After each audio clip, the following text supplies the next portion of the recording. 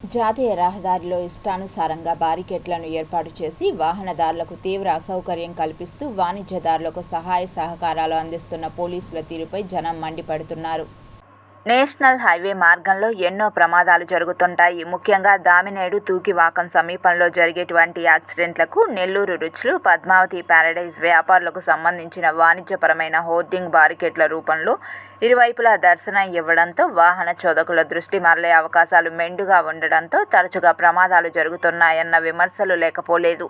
దీనిపై స్పందించాల్సిన సంబంధిత అధికారులు చోద్యం చూడడంతో వాహనదారులు ప్రమాదాలకు గురి కావాల్సిన దయనీయ దుస్థితి నెలకొంది. ఇకనైనా సంబంధిత అధికారులు దామినేడు నేషనల్ హైవేపై దృష్టి సారించి వాణిజ్యపరమైన బారికేడ్లను తొలగించి ఏర్పాటు చేసిన వారిపై చర్యలు తీసుకోవాల్సిన అవసరం ఎంతైనా ఉంది.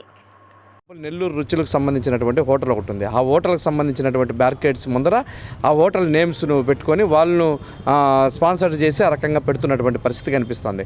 అదేవిధంగా ఎవరైనా బారికేడ్స్ని ఎవరైనా స్పాన్సర్ చేస్తే ఆ స్పాన్సర్కి సంబంధించినటువంటి వాళ్ళ పేర్లు పెడుతున్నారు. దానివల్ల ఆ బారికేడ్స్ చూడడం వల్ల అక్కడ యాక్సిడెంట్లు జరుగుతూ ఉన్నాయి.